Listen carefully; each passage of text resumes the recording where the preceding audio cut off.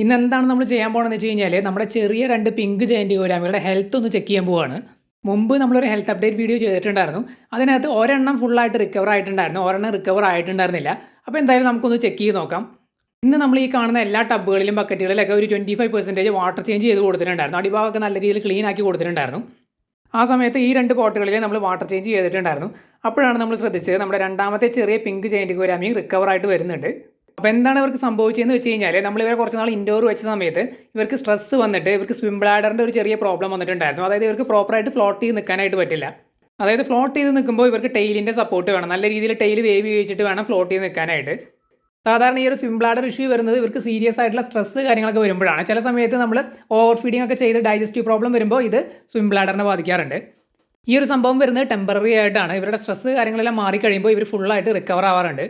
ഈ കാണുന്ന ടോപ്പ് റോയിലിരിക്കുന്ന എല്ലാ ടബുകളിലും റെഡ് ടൈലുകളാണ് കിടക്കുന്നത്. അതിൻ്റെ അപ്ഡേറ്റ് ഞാൻ പിന്നീട് ചെയ്യാം, ആൽഗെ വാട്ടറിൽ കിടക്കുന്നത് കൊണ്ടാണ്. പിന്നെ ഈ സെക്കൻഡ് റോയിലിരിക്കുന്നത് എല്ലാം പിങ്കുകളാണ്, അത്യാവശ്യം ഹെൽത്തി ആയിട്ടുള്ള പീസുകളാണ്. ആദ്യത്തെ 2 എണ്ണം കുറച്ച് സൈസ് ഉള്ളതാണ്. പിന്നെ രണ്ടാമത്തെ ടബിൽ കിടക്കുന്നത് ചെറിയ കുഞ്ഞുങ്ങളാണ്. ഞാൻ നേരത്തെ കാണിച്ചിട്ടുണ്ടായിരുന്നു. നേരത്തെ ഞാൻ പറഞ്ഞു ഈ ടബുകളിലെല്ലാം നമ്മൾ വാട്ടർ ചേഞ്ച് ചെയ്തിട്ടുണ്ടായിരുന്നു. അപ്പോൾ ഈ കാണുന്ന 4 ടബുകളിൽ കിടക്കുന്നത് റെഡ് ടൈലുകളാണ്. അത് ഈ ആൽഗെ വാട്ടർ ആണെങ്കിൽ കൂടി നമുക്ക് അവരെ കാണാൻ പറ്റിയിട്ടുണ്ടായിരുന്നു. നമ്മൾ ഇട്ടതിനേക്കാളും സൈസ് ആയിട്ടുണ്ട്. പിന്നീട് നമ്മൾ ഈ റെഡ് ടൈലുകളുടെ ഗ്രോത്ത് അപ്ഡേറ്റ് ചെയ്യുന്ന സമയത്ത് നമ്മൾ ക്ലിയർ ആയിട്ട് കാണിക്കാനായിട്ട് ശ്രമിക്കാം. അപ്പോൾ ഇതെല്ലാം നമ്മുടെ ഹെൽത്തി ആയിട്ടുള്ള പിങ്കിൻ്റെ കുഞ്ഞുങ്ങളാണ്. ഇഷ്യൂ വന്നു തന്നെയാണ് നമ്മൾ ഈ 2 പോട്ടുകളിലായിട്ട് ഇട്ടിട്ടുള്ളത്. അപ്പോൾ ആദ്യത്തെ ഫുള്ളായിട്ട് റിക്കവർ ആയിട്ടുണ്ട്. ഈ കാണുന്നത് കേട്ടോ, ഇത് ഫുള്ളായിട്ട് റിക്കവർ ആയിട്ടുണ്ട്. ഇതിനായ ഇഷ്യൂ ഉണ്ടായിരുന്നു, അതായത് ഇങ്ങനെ വാലിട്ട് ആട്ടിയിട്ട് വേണമെങ്കിൽ നിൽക്കാനായിട്ട്. ഇപ്പോൾ നിങ്ങൾ ശ്രദ്ധിച്ചാൽ മനസ്സിലാവും, കൂളായിട്ട് ഫ്ലോട്ട് ചെയ്ത് നിൽക്കുന്നുണ്ട്. വാലൊന്നും അങ്ങനെ ഹെവി ആയിട്ട് വേവ് ചെയ്യിക്കുന്നില്ല, കണ്ടില്ലേ? ഇങ്ങനെയാണ് ഹെൽത്തി ആയിട്ടുള്ള പീസുകൾ നിൽക്കുക.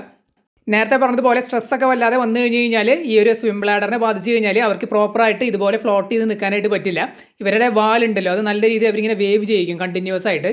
അതായത് അവർക്ക് നിൽക്കാനായിട്ട് ബുദ്ധിമുട്ടുണ്ട് എന്നുള്ളത് നമുക്ക് കാണുമ്പോൾ തന്നെ മനസ്സിലാവും. ഇപ്പോൾ ആൾ ഫുള്ളായിട്ട് തന്നെ റിക്കവറായി. ഇൻഡോർ വയ്ക്കുന്ന സമയത്താണ് സ്വാഭാവികമായിട്ട് നമുക്ക് ഈ ഒരു പ്രശ്നം വരാറുള്ളത്. അത് ആ ഒരു ഇൻഡോർ ആംബിയൻസിൻ്റെയാണ്. അപ്പോൾ അവിടെ ഇവർക്ക് വെക്കുന്ന സമയത്ത് ഉണ്ടാകുന്ന സ്ട്രെസ്സാണ് ഈ ഒരു ഇഷ്യൂ വരാനായിട്ടുള്ള കാരണം. നമ്മൾ അവരെ അക്വേറിയത്തിനകത്തൊന്നല്ല ഇടുന്നത്, അതായത് എയറേഷനും ഫിൽട്രേഷനും കൊടുത്ത് ജസ്റ്റ് ടെമ്പററി ആയിട്ടുള്ള പ്ലാസ്റ്റിക് കണ്ടെയ്നറുകളിലാണ്. അപ്പോൾ വെള്ളം മോശമാവുന്നത് കൊണ്ട് നമുക്ക് ഫ്രീക്വൻ്റ് ആയിട്ട് വാട്ടർ ചേഞ്ച് ചെയ്യേണ്ടി വരാറുണ്ട്. അപ്പോൾ അതിൽ നിന്നൊക്കെ വരുന്ന സ്ട്രെസ്സാണ്. നേരത്തെ കാണിച്ച പീസ് ഫുള്ളായിട്ട് റിക്കവർ ആണെന്ന് ഞാൻ പറഞ്ഞിട്ടുണ്ടായിരുന്നു. ആ സമയത്ത് കഴിഞ്ഞ പ്രാവശ്യത്തെ അപ്ഡേറ്റ് ചെയ്ത സമയത്ത് അത് റിക്കവർ ആയിട്ടുണ്ടായിരുന്നു. ഈ ഒരു കുഞ്ഞ് റിക്കവർ ആയിട്ടുണ്ടായിരുന്നില്ല. ഇപ്പോൾ ഇതും റിക്കവർ ആയിട്ട് വരുന്നുണ്ട്. ഇപ്പോൾ ഇവർ കിടക്കുന്നത് ആൽഗെ വാട്ടറിലാണ്. ഇൻഡോർ ക്ലിയർ വാട്ടറിലായിരുന്നു. മാത്രമല്ല ഈ പറഞ്ഞതുപോലെ ഫ്രീക്വൻറ്റ് വാട്ടർ ചേഞ്ച് ഒക്കെ വരുമ്പോൾ ഇവർക്ക് സ്ട്രെസ് വരുന്നതാണ്. അപ്പോൾ അതിൽ നിന്ന് തന്നെ നമുക്ക് ക്ലിയർ ആയിട്ട് മനസ്സിലാക്കാം, ഇവരുടെ സ്ട്രെസ് മാറുന്നതോടൊപ്പം തന്നെ ഈ ഒരു ഇഷ്യൂ മാറുന്നുണ്ട്, ഈ സ്വിം ബ്ലാഡറിൻ്റെ പ്രോബ്ലം മാറുന്നുണ്ട്. ഇത് ടെമ്പററി ആണ് എന്ന് ഞാൻ മുമ്പ് പറഞ്ഞിട്ടുണ്ടായിരുന്നു. അതായത് ഇവരുടെ സ്ട്രെസ് കാര്യങ്ങളെല്ലാം മാറിക്കഴിയുമ്പോൾ ഇവർ ഫുള്ളായിട്ട് ഈ ഒരു പ്രോബ്ലത്തിൽ നിന്ന് റിക്കവർ ആവാറുണ്ട്. നമ്മൾ ശ്രദ്ധിക്കാതിരുന്ന് കഴിഞ്ഞാൽ ചിലപ്പോൾ സീരിയസ് ആവും. ഇത് അങ്ങനെ കോമൺ ആയിട്ട് ജയന്റ് ഗോരാമികളിൽ കണ്ടുവരുന്ന ഒരു ഇഷ്യൂ അല്ല. ഇതേപോലെ സഡൻ ആയിട്ടൊക്കെ എന്തെങ്കിലും സ്ട്രെസ് വരുമ്പോഴാണ് ഈ ഒരു പ്രോബ്ലം വരുന്നത്. ഇതിനെ സ്വിം ബ്ലാഡർ ഇഷ്യൂ എന്നാണ് പറയുന്നത് കേട്ടോ. സ്വിം ബ്ലാഡറിന് കംപ്ലയിൻറ്റ് വരുമ്പോഴാണ്, അല്ലെങ്കിൽ ടെമ്പററി ആയിട്ടുള്ള എന്തെങ്കിലും ഇഷ്യൂ വരുമ്പോഴാണ് ഇവർക്ക് ഇതുപോലെ ഫ്ലോട്ട് ചെയ്ത് നിൽക്കാനായിട്ടുള്ള പ്രോബ്ലം വരുന്നത്. അപ്പോൾ അതുകൊണ്ട് നമ്മൾ മീനുകളൊക്കെ വാങ്ങിക്കൊണ്ട് വരുന്ന സമയത്ത് അധിക കാലമൊന്നും ഇൻഡോർ ഇങ്ങനെ വെക്കാതിരിക്കാനായിട്ട് ശ്രമിക്കുക. നിങ്ങൾ അക്വേറിയങ്ങളിലൊക്കെയാണ് ഇടുന്നതെന്നുണ്ടെങ്കിൽ ഒരു കുഴപ്പമില്ല. അക്വേറിയങ്ങളിൽ ഫിൽട്രേഷനോ എയറേഷനോ ഒക്കെ കൊടുത്തിട്ടാണ് ഇടുന്നതെന്നുണ്ടെങ്കിൽ ഒരു കുഴപ്പമില്ല.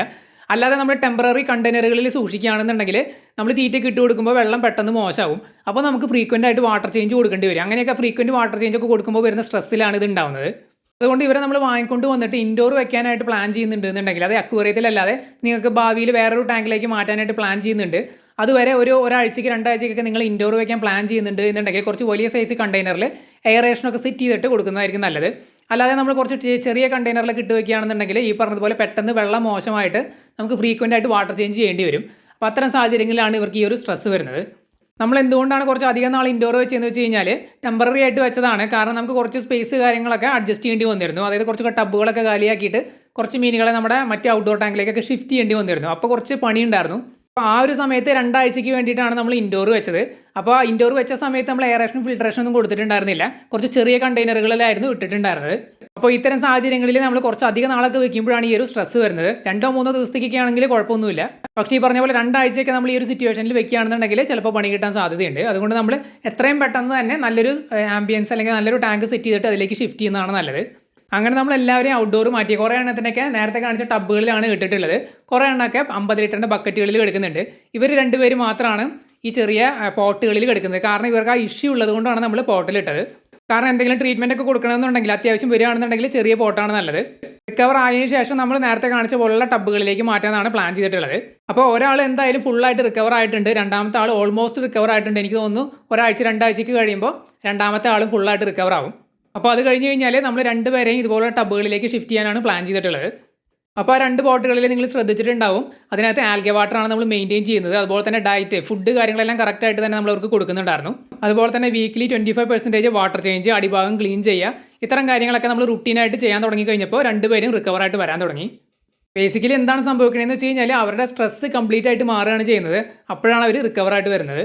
അപ്പോൾ ഇത്രയൊക്കെയാണ് ഇവരുടെ ഹെൽത്ത് അപ്ഡേറ്റ്. നമ്മുടെ വീഡിയോയുടെ അവസാനിക്കുകയാണ്. എന്തെങ്കിലും ഡൗട്ട്സ് ഉണ്ടെങ്കിൽ കമൻറ്റ് ചെയ്ത് ചോദിക്കുക.